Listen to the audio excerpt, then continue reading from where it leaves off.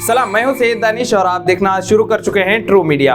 दोस्तों, बीजेपी के काउंसलर और रायचूर के सीएमसी चेयरमैन ललिता कडगोड अंजनेया का चेयरमैन पीरियड यानी 15 महीने का जो टर्म था वो खत्म हो गया और उसके बाद रायचूर के डीसी चंद्रशेखर नायका यल के हाथ में यानी सीएमसी एडमिनिस्ट्रेशन अब उनके हाथ में चले गया है। यानी अब आने वाले दिनों में फिर से एक मर्तबा सीएमसी चेयरमैन का इलेक्शन होने वाला है। अब ये इलेक्शन किस तरीके से होगा और इससे पहले कितने इलेक्शन हुए हैं, कितने लोगों ने इस इलेक्शन में जीता, किसने क्या सर्विस दी और आगे क्या होने वाला है, इन्हीं बातों को लेकर आज मैं आपके सामने हूं। आइए जानते हैं। तो दोस्तों, इस म्युनिसिपैलिटी चेयरमैन के इलेक्शन के प्रोसीजर को समझने के लिए आइए चलते हैं 2018 के काउंसलर इलेक्शन के तरफ। तो दोस्तों, सितंबर 2018 में सीएमसी काउंसलर के इलेक्शन का रिजल्ट आता है और उस रिजल्ट में 11 काउंसलर कांग्रेस के बनते हैं, 12 बीजेपी के काउंसलर बनते हैं, 3 जेडीएस के काउंसलर बनते हैं और 9 इंडिपेंडेंट काउंसलर बनते हैं। यानी कुल मिलाकर रायचूर के 35 वार्ड में 11 कांग्रेस के काउंसलर बनते हैं, 12 बीजेपी के, 3 जेडीएस के और 9 इंडिपेंडेंट काउंसलर बनते हैं। अब इसके बाद म्युनिसिपैलिटी का प्रोसीजर तो यही है कि जैसे ही रिजल्ट आता है उसके 6 महीने के अंदर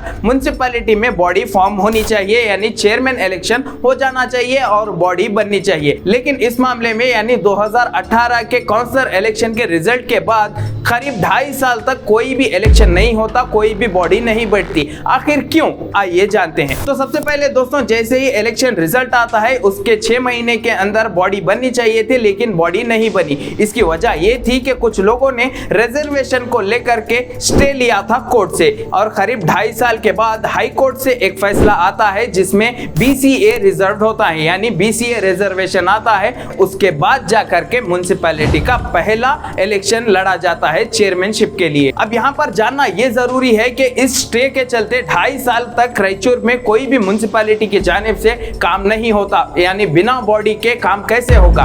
2.5 साल तक कोविड का वक्त भी चल रहा था और ऐसे में 2.5 साल तक रायचूर की म्युनिसिपैलिटी में कोई बॉडी नहीं थी, बिना बॉडी के ही म्युनिसिपैलिटी चल रही थी। तो बहरहाल दोस्तों, इस 2.5 साल के अरसे के बाद रायचूर म्युनिसिपैलिटी में पहला इलेक्शन होता है जिसमें 2 काउंसलर्स नॉमिनेशन फाइल करते हैं चेयरमैन इलेक्शन के लिए। इसमें सबसे पहले होते हैं ई विनय कुमार और दूसरे होते हैं वार्ड नंबर 15 के इंडिपेंडेंट काउंसलर डॉक्टर जे साजिद समीर, जिनका सपोर्ट कांग्रेस को ही रहता है। यानी ये 2 लोग नॉमिनेशन फाइल करते हैं। इस बात को देखते हुए कांग्रेस ये बात तय करती है कि 15 महीने ई विनय कुमार चेयरमैनशिप निभाएंगे, यानी चेयरमैन बने रहेंगे और अगले 15 महीने तक यानी दूसरा टर्म जे साजिद समीर सर्व करेंगे।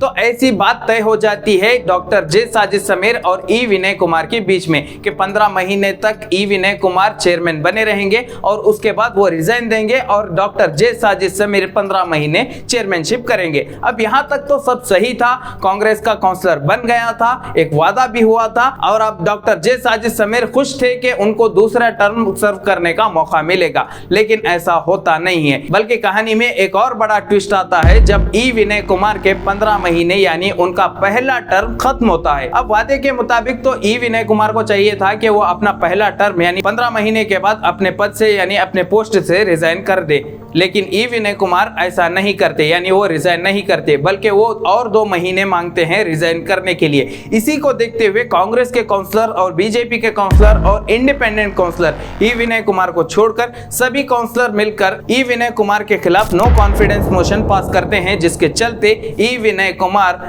चेयरमैनशिप से बर्खास्त होते हैं, यानी वो डिसॉल्व हो जाते हैं। और उसके बाद फिर से एक मर्तबा रायचूर के म्युनिसिपैलिटी में री इलेक्शन होता है चेयरमैन के लिए और इस इलेक्शन में भी एक खास ट्विस्ट आता है जब कांग्रेस के 2 काउंसलर एब्सेंट होते हैं और जेडीएस के 1 काउंसलर एब्सेंट होते हैं। यानी कुल मिलाकर इस इलेक्शन में 3 काउंसलर इलेक्शन के दिन एब्सेंट हो जाते हैं, यानी गैर हाजिर होते हैं, जिसका फायदा सीधा बीजेपी को जाता है और बीजेपी के नए चेयरमैन बनते हैं जिनका नाम ललिता कडगोड अंजनेया है। और इसी तरीके से बीजेपी के काउंसलर ललिता कडगोड अंजनेया नए चेयरमैन बनकर अपना 15 महीने का टर्म खत्म कर देती हैं और इनका टर्म 12 मई 2023 को यानी रिसेंटली ही खत्म हुआ, जिसके बाद म्युनिसिपैलिटी एडमिनिस्ट्रेशन का कंट्रोल रायचूर के डीसी चंद्रशेखर नायक के हाथ में चले जाता है। एक और इंपॉर्टेंट बात जो मैं कहना भूल गया वो ये कि चेयरमैन तो 2 मर्तबा बदल चुके हैं, लेकिन वाइस चेयरमैन यहाँ पर कभी भी नहीं बदला, यानी नरसिम्हा नरसिम्हलू माडगेरी जो वाइस वाइस चेयरमैन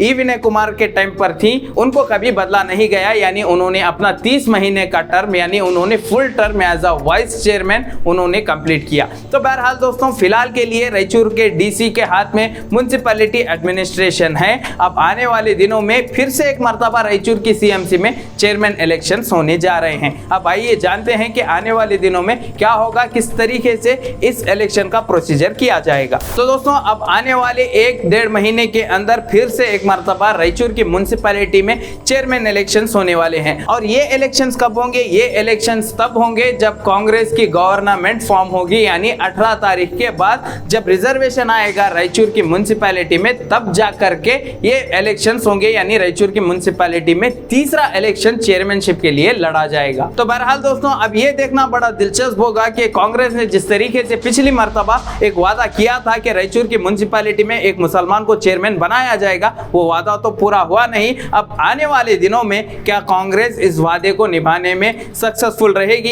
यानी ये वादा पूरा करेगी या नहीं, ये भी देखना दिलचस्प होगा। और इसी के साथ आजकल सोशल मीडिया पर एक पोस्ट बहुत ही ज्यादा वायरल जा रहा है, जिसको लेकर के आवाम का कहना यह है कि पिछले 70 साल से शहर रायचूर में आज तक कोई भी मुसलमान चेयरमैन नहीं बना, और जिस तरीके से पिछली मर्तबा कांग्रेस की जानिब से वादा किया गया था उस वादे को अब तक कांग्रेस ने पूरा नहीं किया। और आवाम का यह भी कहना है कि सियासत में बहाने तो बहुत चलते हैं, सियासत में सिर्फ कोशिश करने से कुछ नहीं होता, नतीजे मायने रखते हैं। यानी सियासत में सिर्फ वादे बहाने या कोशिशें मायने नहीं रखते, मायने रखती हैं कामयाबी, यानी कितना वो अपने वादा निभाने में कामयाब होते हैं, वो सबसे ज्यादा मायने रखते हैं। बहरहाल आने वाले दिनों में इलेक्शंस भी होने वाले हैं, तब देखना होगा कि रिजर्वेशन क्या आएगा, और रिजर्वेशन आने के बाद जो इलेक्शन होंगे उसके अंदर मुसलमानों को कितनी अहमियत दी जाएगी, यानी मुसलमान को चेयरमैन बनाया जाएगा या इस मर्तबा भी चेयरमैनशिप से मुसलमान महरूम रहेगा। बहरहाल दोस्तों इस वीडियो को लेकर के आप अपनी कीमती राय कमेंट सेक्शन में जरूर देते जाइए,